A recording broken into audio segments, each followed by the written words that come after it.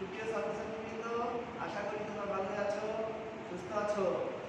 আমি সরজিৎ ঘোষ, সহকারী অধ্যাপক, নতুনহাট পাবলিক কলেজ, আইসিটি বিভাগ যশোর।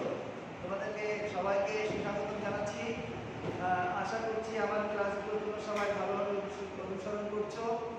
আমি জানি যে আমার ছাত্রছাত্রীরা সত্যিই ভালো এবং বাড়িতে বসে পড়াশোনা করছে, এবং আমার যে ওয়েবসাইট আছে সেই সাইটে তারা লাইক কমেন্ট সবই দিচ্ছে, আমি দেখছি।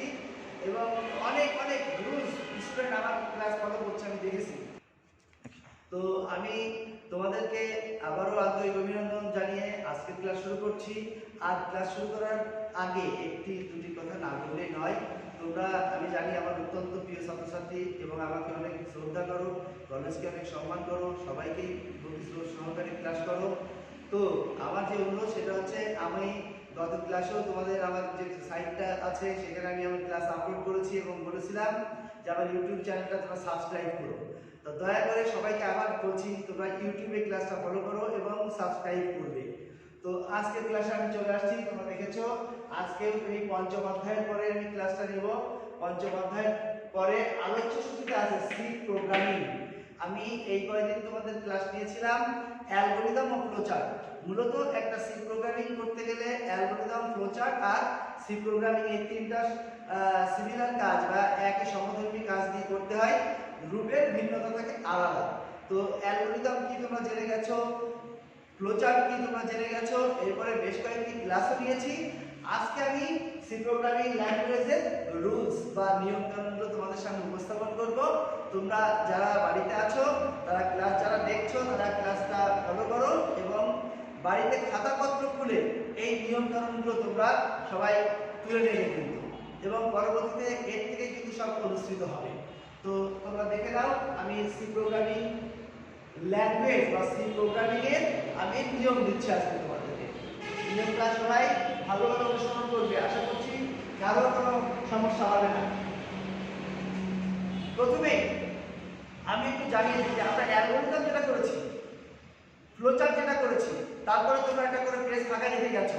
সেই ফাঁকা পেজে কিন্তু আমরা এই সি প্রোগ্রামিং গুলো করব, কিন্তু এই নিয়মটা তোমরা একটু অল্প বিশ্বাস করবে। আর প্রত্যেকটা যে ফাঁকা পৃষ্ঠাগুলো থেকে গেছে আমরা সেইগুলোতে সি প্রোগ্রামিং পরবর্তীতে দেখাবো। তো নিয়ম হচ্ছে, নিয়মটা হচ্ছে প্রথমে একেবারে সবার উপরে একটা স্ল্যাশ, এই চিহ্নটাকে বলা হয় স্ল্যাশ চিহ্ন।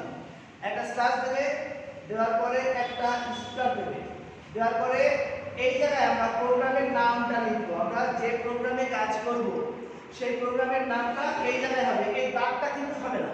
এই দাগটা দিয়ে আমি বুঝিয়েছি যে এই জায়গাটায় সেই প্রোগ্রামের নামটা হবে, এবং লাস্টে আর একটা স্টার দিয়ে এই স্ল্যাশটা এইভাবে আবার শেষ করতে হবে।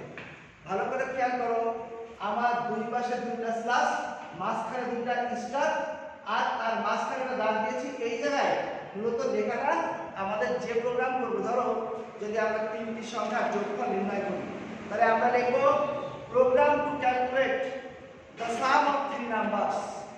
এই যে কথাটি বললাম যে তিনটি সংখ্যার যোগফল নির্ণয়ের প্রোগ্রাম, বাংলায় যদি বলি তিনটি সংখ্যার যোগফল নির্ণয়ের প্রোগ্রাম, সেই কথাটা বাংলায় লিখতে হবে।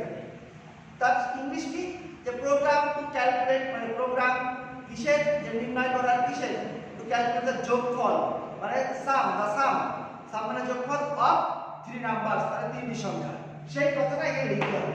মূলত এই জায়গা থেকে বলা হয় কমেন্ট এরিয়া। আমি অ্যারো দিয়ে পাশে লিখে দিচ্ছি, তোমাদের কিন্তু এগুলো লিখে লাগবে না, আমি জায়গাগুলো চিহ্নিত করে দিচ্ছি। এটাকে বলা হয় কমেন্ট এরিয়া, কমেন্ট এরিয়া। এরপরে এগুলো কিন্তু রুলস পরপর আসবে। আরেকটি বিষয় আমি জানিয়ে দিই, যদি কেউ মনে করে যে আমি এই হেডিংটা দেবো না, এটা হেডিং বা কমেন্ট এরিয়াটা আমি দিব না, যে আমি যে প্রোগ্রামে কাজ করছি সেই প্রোগ্রামের নাম উল্লেখ করবো না, তাহলেও হবে। এটা উল্লেখ করলে দেখতে ভালো লাগে এবং এক্সামিনাররা বুঝে যায় যে তুমি জানো অনেক কিছু। তো সেইভাবে এটা দেয়া ভালো, না দিলেও ক্ষতি নাই। এরপরে আসবে রুলস, এগুলো কিন্তু রুলস পরপর যাবে। এরপরে তোমরা এই চিহ্নটা সবাই চেনো নিশ্চিত, এটাকে বলে হ্যাশ। একটা হ্যাশ চিহ্ন দিতে হবে, হ্যাশ চিহ্ন দিয়ে লিখতে হবে ইনক্লুড, INCLUDE, ইনক্লুড দিয়ে এই চিহ্নটা তোমরা চেনো। এটাকে বলা হয় স্পেস চিহ্ন। এই স্পেস বা লেস দ্যান এর মধ্যে লিখতে হবে studio, S T D I O, studio dot H দিয়ে এই এবার গ্রেটার দ্যান চিহ্ন দিতে হবে। লেস দ্যান আর গ্রেটার দ্যান এই দুটো চিহ্নের ভিতরে S T D I O, studio একটা ফুটা dot H, studio dot H এর একটা মিনিং আছে। এস টি ডি তে হয় স্ট্যান্ডার্ড আর আই ও তে হয় ইনপুট আউটপুট, অর্থাৎ এটাকে বলা হয় স্ট্যান্ডার্ড ইনপুট আউটপুট। তারপরে আবারও একটা হ্যাশ চিহ্ন আসবে, এসে আবারও input I N C L U U D E, input আবার এই স্পেস বা লেস দ্যান চিহ্ন, এবার হচ্ছে conio C O N I O, conio dot ওই সেই ডট এইচ দিয়ে এবার গ্রেটার দ্যান চিহ্ন দিয়ে এটাকে শেষ করলাম। লেস দ্যান আর গ্রেটার দ্যান এর মধ্যে প্রথমটায় আছে স্টুডিও ডট এইচ আর পরেরটা আছে conio C O N I O. এখানে সি ও এন এর একটা মিনিং আছে, এটা সংক্ষিপ্ত রূপ, এর পূর্ণ রূপ হচ্ছে কনসোল আর আই ও তে আছে ইনপুট আউটপুট।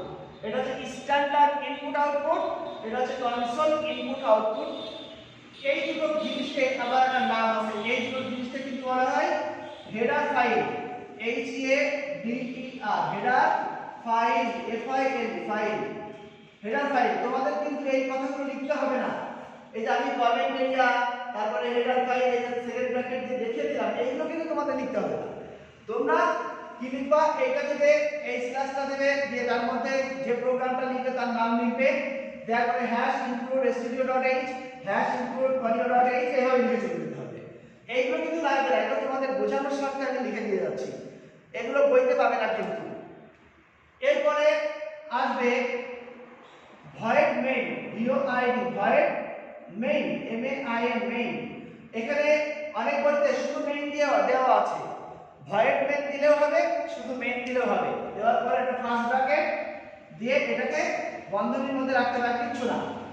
এই মেইন, মেইন মানে আমরা জানি মূল বা প্রধান। এই যে প্রোগ্রামে আমরা কাজ করব, সি প্রোগ্রামের মূল কাজটা শুরু হবে এবারে মেইন চলকের মাধ্যমে। এটা মেইন মানে কিন্তু একটা চলক। এই মেইন না ঘোষণা করলে সি প্রোগ্রাম কিন্তু তার কাজ শুরু করবে না। সেজন্য ভয়েড মেইন বা মেইন শুরু করতে হবে মেইন দিয়ে, এরপর একটা ফার্স্ট ব্র্যাকেট দিয়ে এভাবে রাখতে হবে, এরপরে কোনো চিহ্ন নাই। আমি একটু আর জানিয়ে দিই তোমাদের, সি প্রোগ্রাম অত্যন্ত গুরুত্বপূর্ণ একটি প্রোগ্রাম এবং এই প্রোগ্রামটিকে বলা হয় কেস সেনসিটিভ প্রোগ্রাম। কেস মানে কি? কেস মানে হচ্ছে আমরা যে লেটার বা বর্ণগুলো লিখি সেই লেটারগুলোকে বলা হয়, আমরা জানি যে ক্যাপিটাল লেটার, স্মল লেটার, কিন্তু আসলে ক্যাপিটাল লেটারকে বলা হয় আপার কেস আর স্মল লেটারকে বলা হয় লোয়ার কেস। এই আপার কেস আর লোয়ার কেস অত্যন্ত গুরুত্বপূর্ণ বিষয় সি প্রোগ্রামের নিয়মের ক্ষেত্রে, সি প্রোগ্রাম তৈরি করার ক্ষেত্রে। তাহলে কিভাবে এটা গুরুত্বপূর্ণ? অবশ্যই সি প্রোগ্রামে আমরা যে লেটারগুলি লিখবো সব লোয়ার কেসে হবে, সব ছোট হাতের অক্ষরে হবে, কোনো বড় হাতের অক্ষরের মধ্যে যাবে না। বড় হাতের অক্ষর দিলেই কিন্তু প্রোগ্রাম রান করবে না। আরেকটি বিষয় তোমাদের জানিয়ে দিই, সেটা হচ্ছে বড় হাতের অক্ষর তো কখনোই আমরা ব্যবহার করব না না না। দ্বিতীয়ত, সি প্রোগ্রামিং যখন করব তখন প্রত্যেকটা স্টেটমেন্ট, আমরা কিন্তু এখনো পর্যন্ত স্টেটমেন্টে আসিনি, যখন আমরা স্টেটমেন্টে আসবো সেই স্টেটমেন্টের শেষে একটা করে সেমিকোলন বসাতে হয়। প্রতিটা স্টেটমেন্টের শেষে একটা করে সেমিকোলন বসিয়ে যেতে হয়। এই সেমিকোলন যদি কেউ না দাও তাহলে প্রোগ্রাম রান করবে না। কিন্তু এইগুলো অত্যন্ত গুরুত্বপূর্ণ বিষয়। আমি যে কথাগুলি বলছি সেগুলো তোমরা এই রুলসের বাইরে একটা পেজে নোট আকারে লিখে নেবে। যেমন আমি এটাকে বলেছি স্ট্যান্ডার্ড ইনপুট আউটপুট, আমার প্রোগ্রামে এই কথাগুলি থেকে যাচ্ছে। এইটাই বলছি conio input output, console input output কনিওকে, এই কথাগুলি থেকে যাচ্ছে। এইগুলো তোমরা দেখে দেখে গিয়ে নোট করে আলাদা জায়গায় নোট করে নেবে, এটাকে কি বলে, এটাকে কি বলে। এইগুলোর আর একটি নাম আছে, এই দুটিকে বলা হয় ফরম্যাট স্পেসিফায়ার। ফরম্যাট স্পেসিফায়ার মানে কি? এই অংশটা কি কি বহন করে, এর মধ্যে কি কি আছে, এই জিনিস, এটার মধ্যে দুটি জিনিস আছে, সেই জিনিসগুলো কি কি? এটার মধ্যে দুটি বিষয় আছে, এটার মধ্যে দুটি বিষয় আছে। এই দুটি বিষয় অন্তর্ভুক্ত আছে বলেই বলছে কনসোল ইনপুট আউটপুট আর standard input output. Input output অর্থাৎ এর মধ্যে ইনপুটও আছে আউটপুটও আছে। এই বিষয়গুলো তোমরা অবশ্যই নোট করে নেবে। এরপরে একটা সেকেন্ড ব্র্যাকেট দিতে হবে। এগুলো কিন্তু সব নিয়মে আসছে, এই নিয়মের জিনিসগুলো কিন্তু বাদ দিলেই হবে না। একটা সেকেন্ড ব্র্যাকেট শুরু হবে, সেকেন্ড ব্র্যাকেট শুরু করার পরে এর মধ্যে কিছু লেখা হবে না, এখানে একটা সেকেন্ড ব্র্যাকেট শুরু করে এইবার আসবে এখানে, এখানে হয় I N T oblique F L O A T float oblique C C H R oblique সব অবলিক দিয়ে আছে এস টি আর এ দিয়ে এখানে এই যে সেমিকোলনের কথা বলেছিলাম সেমিকোলন, এই জায়গাটাকে বলা আছে ভেরিয়েবল ডিক্লারেশন। এই জায়গাটা আমি আরো দিয়ে আবার তোমাদের দেখা দিচ্ছি, এটাকে বলা হয় variable V A R I A B L E, variable মানে চলক, ভেরিয়েবল মানে চলক, variable declaration D E C L A R A T I O N মানে ঘোষণা। এই জায়গাটা ভেরিয়েবল বা চলক ঘোষণা করতে হয়। আমরা যে ধরনের প্রোগ্রাম করব ওই প্রোগ্রামে আমরা চলক কি পূর্ণ সংখ্যায় নিচ্ছি না ভগ্নাংশে নিচ্ছি নাকি কোনো অক্ষরে নিচ্ছি নাকি একাধিক শব্দ বা অক্ষর একসাথে নিচ্ছি, এইগুলোকে আলাদা আলাদা ভাবে আমি অবজেক্ট দিয়ে দিয়ে দেখিয়ে রেখেছি। এই আইএনটি মূলত এটাকে বলা হয় ইন্টিজার, ইন্টিজার মানে পূর্ণ সংখ্যা, তার সংক্ষিপ্ত রূপ আইএনটি। এফ এল ও এটি ফ্লোট, এটা হচ্ছে ফ্লোটিং, ফ্লোটিং থেকে ফ্লোট সংক্ষিপ্ত রূপ ফ্লোট, এটা হচ্ছে ভগ্নাংশ। তারপরে সিএইচ আর ক্যারেক্টার থেকে সংক্ষিপ্ত হয়েছে সিএইচ আর ক্যারেক্টার, মানে এখানে কোনো অক্ষর বা বর্ণ মিলে এটা ব্যবহার করতে হবে। তারপর যে স্ট্রিং এসটিআরআইএন, স্ট্রিং থেকে সংক্ষেপে নিয়েছি এসটিআর। এই স্ট্রিং এ মূলত দুই বা ততোধিক অক্ষর বা বর্ণ বা শব্দের সমষ্টি নিয়ে তৈরি করতে হয় স্ট্রিং ডেটা। তো এই জায়গায় মূলত কোন ধরনের ডেটা নিয়ে আমরা প্রোগ্রাম করব, সেই প্রোগ্রাম সেই ডেটা ঘোষণার জায়গা হচ্ছে এই জায়গাটা। এরপরে আসবে, এরপরে ক্লিয়ার স্ট্রিং সি এল আর এস সি আর দিয়ে ক্লিয়ার স্ট্রিংয়ের ছোট একটা ব্র্যাকেট দিয়ে এটাকে সেমিকোলন দিয়ে শেষ করবা। আমি আরেকটি বিষয় তোমাদের জানিয়ে দিই, সেটা হচ্ছে কিছু জায়গায় আমি ছোট ছোট ব্র্যাকেট দিচ্ছি, যেমন মেইনের পরে আমি ছোট ব্র্যাকেট দিয়ে গেছি, এরপরে একটু চিন্তা হবে নাকি এই ছোট ব্র্যাকেট। আবার এই যে এইটার কথা বলেছে ক্লিয়ার স্ট্রিং মানে পর্দা পরিষ্কার করা, অর্থাৎ আমার আগে যে কাজগুলি হয়ে গেছে কম্পিউটারে যদি আমি এই কমান্ডটা দিই তাহলে আমার পর্দাটা পরিষ্কার হয়ে আমার নতুন প্রোগ্রাম কাজ করার সুযোগ পাবে। তাহলে ক্লিয়ার স্ট্রিং এর সংক্ষেপে বলা হচ্ছে সিএলআর এসসিআর। এরপরে দেখো আমি ছোট একটা ব্র্যাকেট দিয়েছি, এই ছোট ব্র্যাকেটটা কিন্তু কোনোভাবে বড় হবে না, এটা ছোট ব্র্যাকেট, এটা ছোট ব্র্যাকেটের মধ্যে কোনো তথ্য থাকে না, ছোট ব্র্যাকেটে কোনো তথ্য থাকবে না, এটা ছোট ব্র্যাকেট একটা ছোট জায়গায় ব্র্যাকেট দিয়ে তারপর সেমিকোলন। এরপরে আসবে printf P R I N T print F দিয়ে একটা বড় ব্র্যাকেট দিলাম। এই বড় ব্র্যাকেট দেওয়ার অর্থ এর মধ্যে আমি কিছু লিখব। এখন না, আমি যখন প্রোগ্রাম তৈরি করব তোমাদের আজকে আমি রুলসটা দিচ্ছি, তখন আমি এটা তোমাদের বুঝিয়ে দেবো যে এর মধ্যে আসলে কি হবে। এই প্রিন্টএফটা এটাকে ইনপুট কমান্ড, সবাই মনে রেখো এটা ইনপুট কমান্ড, আমি লিখে দিচ্ছি input command C O M M A N input command. এটা মূলত একটা এই রুলসের একটা জিনিস, কিন্তু এই যে ক্লিয়ার স্ট্রিং এটা হচ্ছে এই কর্নিওর একটা বিষয়। আমি আজকের আলোচনার মধ্যেই তোমাদের বলেছি যে স্ট্যান্ডার্ড ইনপুট আউটপুট দুটি বিষয়কে নিয়ে কাজ করে, এবং এই যে কর্নিও বা কনসোল ইনপুট আউটপুট এটাও দুটি বিষয় নিয়ে কাজ করে। এর মধ্যে যে দুটি বিষয় আছে কনসোল ইনপুট আউটপুট, তার মধ্যে একটি আমি এখানে দিয়ে দিয়েছি অলরেডি। এইটা ঘোষণা না করলে এটা দেওয়া লাগে না, এটা ঘোষণা করলে দিতে হবে। এইটা ঘোষণা না করলে এটা দেওয়া লাগে না, এটা আমি ঘোষণা করেছি তাই এটা দেওয়া লেগেছে ক্লিয়ার স্ট্রিংটা। এবার তাহলে এর মধ্যে আরেকটা জিনিস থেকে গেছে, সেটা পরে যাবে। এর মধ্যে দুটো জিনিস আছে সেটা এখনো আসেনি। তাহলে এই প্রিন্টএফটা একটা এটা ইনপুট কমান্ড, এটা হচ্ছে রুলস। এই প্রিন্টএফের পরে এইবার আমরা দেব স্ক্যানএফ এস ছোট হাতের দেবে S C A N F, এটাও একটা ইনপুট কমান্ড এবং বড় হাতের বড় ব্র্যাকেট দিলাম, মানে এর মধ্যে কিছু লেখা হবে। আমি আলোচনার মধ্যে বলে গেছি যেটা কাছাকাছি ছোট ব্র্যাকেট এর মধ্যে কিছু বসবে না। কিন্তু যেগুলো বড় দূর দিয়ে আমি জায়গা দিয়ে তারপরে ব্র্যাকেট দিচ্ছি সেইগুলোর মধ্যে কিন্তু তথ্য লিখতে হবে পরে, সেই জন্য ফাঁকা রেখে যাচ্ছে আমি। এই স্ক্যানের এটা আমাদের এই স্ট্যান্ডার্ড ইনপুট আউটপুটের একটা ইনপুট কমান্ড। আমি আগে বলেছি স্টেডিওতে স্ট্যান্ডার্ড ইনপুট আউটপুট হয়, তো এর একটি কমান্ড হচ্ছে এই স্ক্যানারটা দিয়ে গেল। এর পরের জায়গাটায় এখানে একটা থার্ড ব্র্যাকেট দিয়ে আমি দেখে দিচ্ছি, মূলত তোমাকে থার্ড ব্র্যাকেট ব্যবহার করতে হবে না।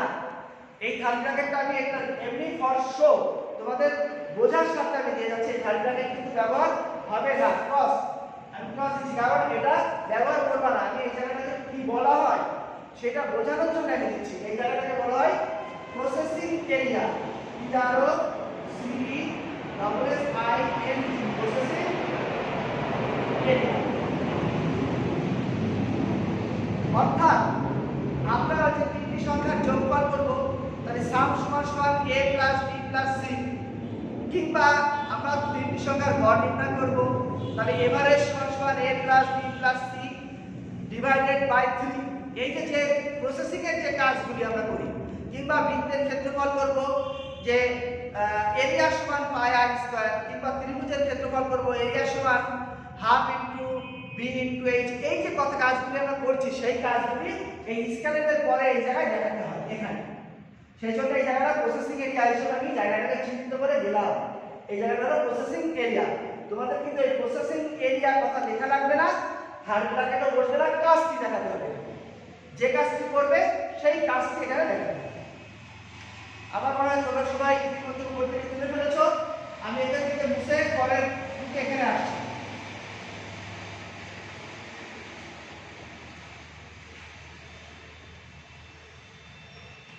এইটুকু মুছে দিলাম, এখানে করে করছি। এরপরের থেকে যেগুলো হবে সেগুলো এখানে দেখাচ্ছি। তো প্রসেসিং এরিয়া স্ক্যানের তুমি কাজ করে ফেললে, স্ক্যানের পরে বলেছি স্ক্যানের পরে হচ্ছে প্রসেসিং এরিয়া, স্ক্যানের পরে প্রসেসিং এরিয়া। মানে তুমি কি কি ইনপুট নিয়েছো, যা নিয়ে কাজ করছো সেটা প্রসেসিং স্ক্যানের মধ্যে দেখাচ্ছ। তারপর তুমি যে কাজ কি করছো সেটা প্রসেসিং এরিয়া দেখাবে। আমরা কাজ করার পরে কি পাই? ফলাফল পাই। তাহলে আউটপুট, তাহলে আউটপুট হবে এরপরে আউটপুটটা ওটা প্রিন্টেড, PRINT প্রিন্ট এর দ্বারা প্রকাশ করা হয় আউটপুটটাকে। মাথায় রাখবে, আবার বলছি, এই আমি আগে একটা প্রিন্টেড ব্যবহার করেছি, এটা কিন্তু রুলসের ইনপুট কমান্ড, কিন্তু প্রিন্টেড দুটো পাবে। একটা হচ্ছে এটা রুলসের প্রিন্টেড, এটা ইনপুট কমান্ড, আর একটা হচ্ছে এই যে studio.h, অর্থাৎ এই স্ট্যান্ডার্ড ইনপুট আউটপুট ছিল। তাহলে এই স্ট্যান্ডার্ড ইনপুটে আমরা স্ক্যানার পেয়েছি, তাহলে আউটপুটটা কোথায়? এই আউটপুট প্রিন্টেড, এই প্রিন্টেডটা আউটপুট। তো এখানে একটু বড় ব্র্যাকেট দেবে, দেওয়ার পরে এখানে সেমিকোলন দিয়ে শেষ। এটা হচ্ছে আউটপুট কমান্ড, আমি লিখে দিলাম আউটপুট কমান্ড। আউটপুট কমান্ড অর্থাৎ আমরা স্টুডিওর মধ্যে যে দুটি বিষয় অন্তর্ভুক্ত আছে জানি, তার একটা হচ্ছে স্ক্যানের আর একটা হচ্ছে প্রিন্টেড। আর আমরা এরপরে আমরা দেব হচ্ছে গেট। এটা বলে তো গেটার, তার থেকে সংক্ষেপ হয়েছে GETCH। এর মধ্যে কোনো কিছু তথ্য থাকবে না, সেটার কাছাকাছি ব্র্যাকেট দিলাম এবং শেষ করলাম। এই গেট এটা হলো আমরা যে কাজটি এবার আমরা করেছি সেই কাজটিকে পরবর্তী কমান্ড না দেওয়া পর্যন্ত কম্পিউটারে সংরক্ষণ করার জন্য গেট দিতে হয়। এইটা হচ্ছে আমরা যে audio.h এর মধ্যে দুটি বিষয় আছে বলেছিলাম, সেই দুটি বিষয়ের একটা আমরা আগে দেখিয়েছি। কি দেখিয়েছিলাম? সেই দুটি বিষয়ের একটা ছিল ক্লিয়ার স্ক্রিন, আর একটি হচ্ছে এই গেট। গেট মানে ক্লিয়ার স্ক্রিন মানে পর্দা পরিষ্কার করে এসেছে, আমি কাজ করেছি, আর গেট মানে এবার আমার কাজটিকে সংরক্ষণ করবে। অর্থাৎ এটা হলো পরবর্তী কমান্ড পর্যন্ত, পরবর্তী কমান্ড পর্যন্ত সংরক্ষণ, পরবর্তী কমান্ড পর্যন্ত সংরক্ষণ করবে। এরপরে আমরা যেটা সেকেন্ড ব্র্যাকেট শুরু করেছিলাম, আমরা দেখেছি একটা সেকেন্ড ব্র্যাকেট দিয়ে কাজ শুরু করেছি, এখন সেই সেকেন্ড ব্র্যাকেটটা এখানে ক্লোজ হয়ে যাবে। ক্লোজ হয়ে গেলে আমার এই প্রোগ্রামিং এর রুলসটা কমপ্লিট হলো। তো আমার প্রিয় ছাত্রছাত্রীবৃন্দ, তোমরা অবশ্যই মনে হয় জেনে গেছো যে সি প্রোগ্রামের নিয়মগুলো আমি দিয়েছি। আমি যে চারটি কাজ আগে তোমাদের করিয়েছি সেই 4টি কাজ আমি তোমাদের এর পরবর্তী দিন এই সি প্রোগ্রামিং যে রুলস দিলাম, এই সি প্রোগ্রামিং রুলসের আওতায় কাজ শুরু করে দেবো। তোমরা সেই পর্যন্ত সবাই ভালো থেকো, সুস্থ থেকো, সবার সর্বাঙ্গীন মঙ্গল কামনা করছি। ধন্যবাদ।